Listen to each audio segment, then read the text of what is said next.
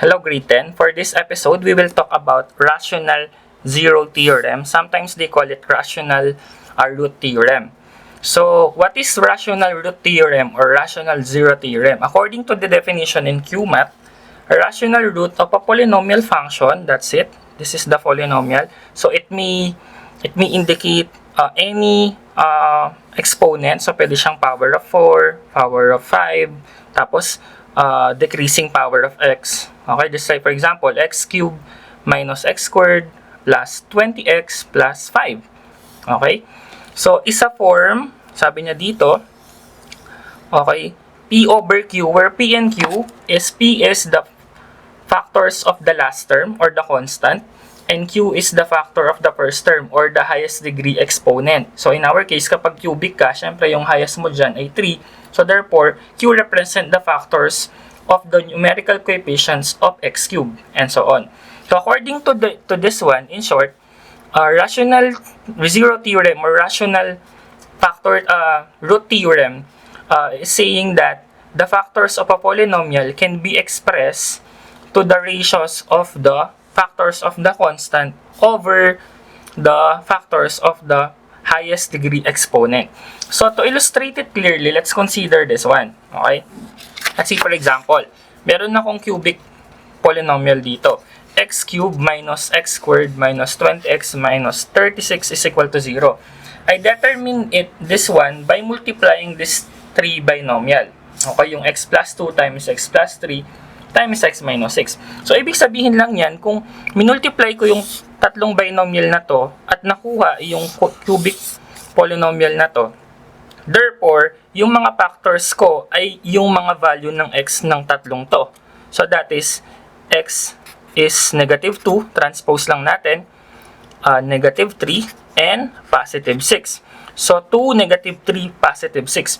Now, according to the theorem that we read a while ago, yung roots na negative 2, negative 3, tsaka positive 6 can be expressed or can be determined by determining the factors of negative 36 over positive 1. Ito yung magre-represent ng P.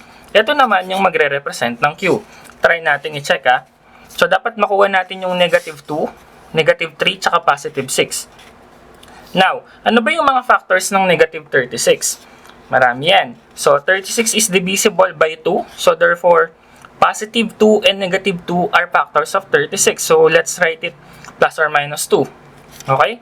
Marami. 3 is also a factor of 36. So, therefore, plus and minus 3 are also included in the factors.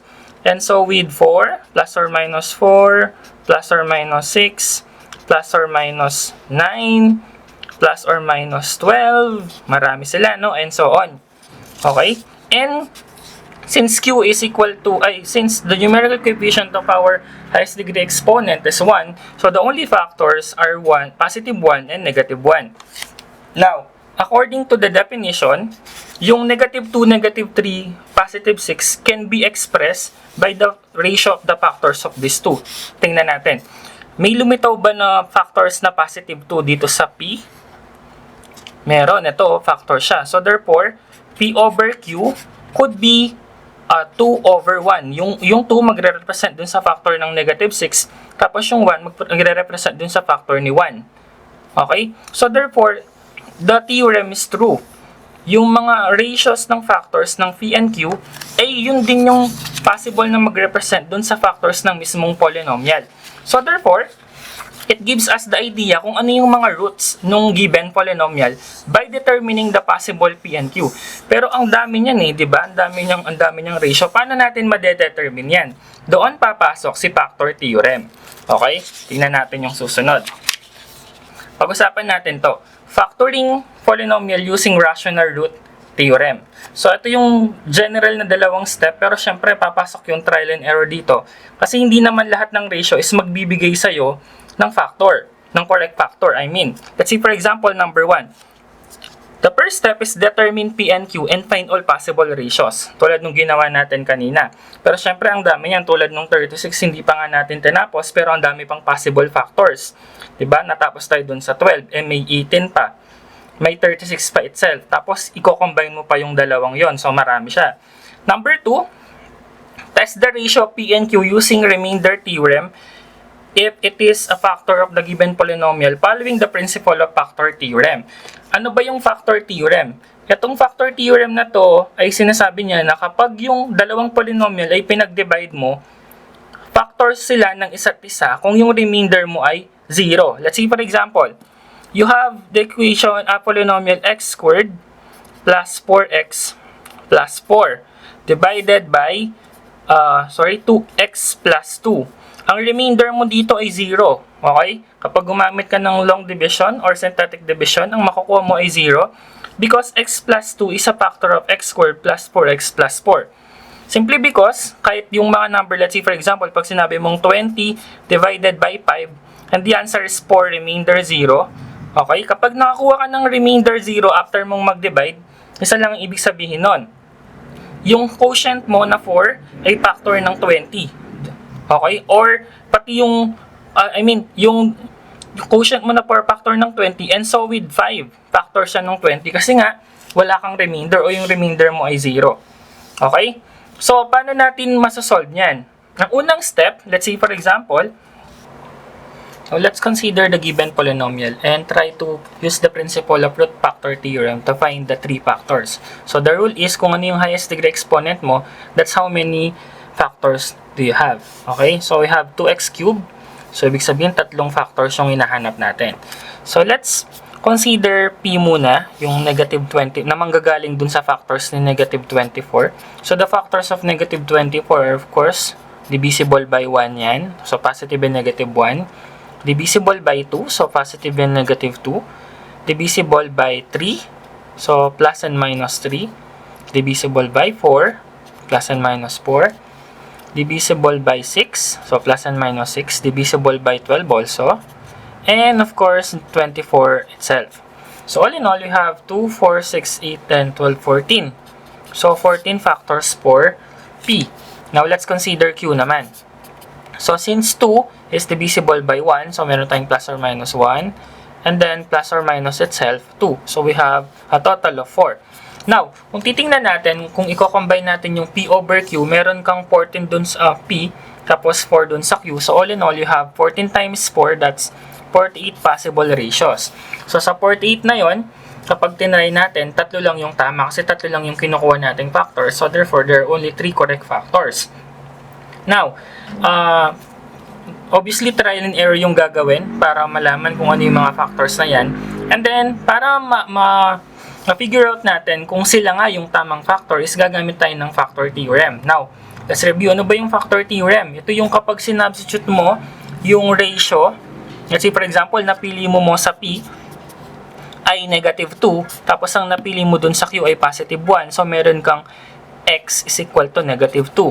Now, kapag sinubstitute mo yung negative 2 na yon dun sa polynomial at nakuha mo ay 0, so therefore, yung x is equal to negative 2 ay factor ng 2x cubed minus x squared minus 20x minus 24. Or in short, yung x plus 2 na yun din yon kapag lang in-equate mo sa 0 to, tas find 4x, you get negative 2, ay factor nung polynomial. Okay? So, ganun. 48 na trial and error yung gagawin mo. At 3 doon yung magiging equal kay 0. And those are the factors of the given polynomial. Now, let's try. Okay? Try natin yung x plus 2 or x is equal to negative 2. So, we will substitute to the given polynomial x cubed minus x squared minus 22x minus 24. Let's check if this is equal to 0. Okay? So, 2, negative 2 cubed, minus negative 2 squared, minus 22 times negative 2, minus 24. Is it equal to 0? Let's check. Okay? So, negative 2 cubed is negative 8, minus negative 2 squared is 4, tapos magiging plus, 22 times 2 is 44, minus 24. Okay? And 2 times negative 8 is negative 16 minus 4 plus 44 minus 24. Okay? Then, add muna natin yung mga negatives. Okay? So, this is 16 plus 4, 20 plus 24, it's negative 44. So, 44 minus 44 siya in return. So, 0 siya. So, what does it mean? Since nakakuha tayo ng remainder 0, therefore, we can conclude that x plus 2 is a factor. Okay? Is one of the factors of the given polynomial 2x cubed minus 4, x squared minus 22x minus 24. So, paano pa makikita yung iba pang factors? Ganun pa rin. Pwede ka pa rin mag-trial and error. Let's say, for example, 24 divided by over 2, that's plus or minus 12. Okay? Tapos dito, meron kang plus or minus 6 kapag dinivide mo sa 2. Pag naman dinivide mo sa 1 na cube, meron kang plus or minus 12. Okay? And so on. However, kung merong ibang method na kapag nakakita ka na ng isang factor, pwede kang gumamit ng synthetic division para ma-lessen or ma-reduce yung equation. Tapos mas madali na lang hanapin yung dalawa. Kasi kapag nakuha mo na yung isang factor, ibig sabihin, quadratic na yung polynomial nun. So mas madali na siyang hanapin. Hindi mo na kailangan mag-go through dun sa 47 pang factors para makita mo yung dalawang tama. Okay? So, ayun, try natin yung method na yon. Hindi na natin itutuloy yung trial and error kasi substitution lang naman yon.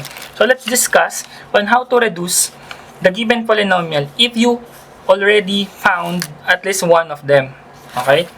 So, sulat ko lang ulit yung given trinomial natin tsaka yung nakuha nating correct factor kanina.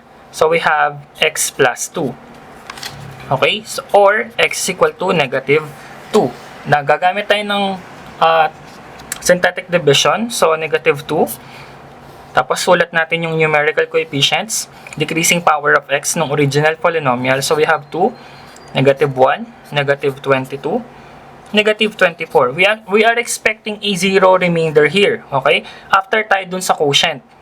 Para makuha natin yung quotient niya. At quadratic na lang yon kasi nakita na natin yung isang factor niya. So, we bring down to then we multiply negative 4, add negative 5. We multiply, that's positive 10. We add negative 12. We multiply positive 24. So expected we have a 0 remainder and this is constant x raised to 1, x raised to 2. So ito yung sinasabi natin kanina. Quadratic na yung quadratic na yung polynomial. So, kapag quadratic na, madali na lang. So, pwede kang gumamit ng quadratic equation, factoring method, and or trial and error. Okay, pwede rin. So, tingnan natin. Dapat, yung dalawang polynomial na yon, kapag minultiply mo using FOIL method, makukuha mo tong upper polynomial na yon. Okay? Pero, since 2 yung a natin dito, yung highest degree exponent, pwede kang gumamit ng trial and error. Though, ang pag-uusapan natin para ma-recall natin yung AC method na rin. Okay, part na rin kasi ng factoring yon. So, una, kapag greater than 2 quadratic to, polynomial, trinomial siya, tapos greater than 1 yung doon, in our case 2. Ang mga steps para makuha natin yung dalawang roots is i-multiply muna natin yung 2 and 12. Parang yung kanina lang. Ito yung tinatawag nating AC method. Kasi i-multiply si A kay C. Okay? That is 2 times negative 12. It's negative 24. Okay? And then, we factor negative 24 such that the sum is negative 5. Okay? Ano ba yung mga factors ng negative 24 na may sum, no? Negative 5 are negative 8 and positive 3. Okay? Check natin. Negative 8 times 3 is negative 24 and negative 8 plus 3 is negative 5. Okay, kapag nakuha na natin yung dalawang to, i-replace natin yung x pala to, sorry.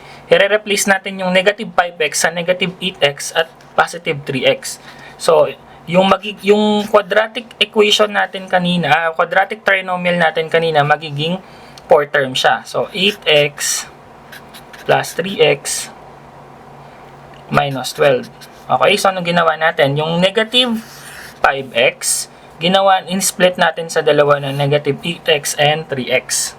Okay? By determining the correct factors wherein when you multiply negative 8 and 3, you got negative 24, yun yung AC. Pag pinlas mo naman, makukuha mo yung middle term natin kanina o yung B. Okay? The next step is group them into 2, kahit yung magkatabi na lang. And then, common monomial factor natin. So, 2 and 8 are divisible by 2. And this is x squared, sorry. x squared and x are divisible by x. So this is x minus 4. Okay? 2 divided 2 is 1. X squared over x is x. Tapos theta over 2 is 4. And x over x is cancel out. And then, 3 and 12 are divisible by 3. 3x over 3 is x. Minus 12 over 3 is 4. So, if you notice, meron tayong common factor. Okay? So, i-factor out na yan natin yung x minus 4 na yon. Ang matitira dito sa term na to is 2x, yung nasa left. Tapos ang matitira naman dito pag tinanggal sa x minus 4 is 3. So, ibig sabihin, ito yung dalawang factors niyan. Okay? So, in short, yung sagot natin kanina na x plus 2, pag minultiply pa natin to, yun yung polynomial na 2x cubed minus 4x squared minus 22x minus 24. Okay? So, these are the three factors. X minus 4, x plus 2, 2x plus 3.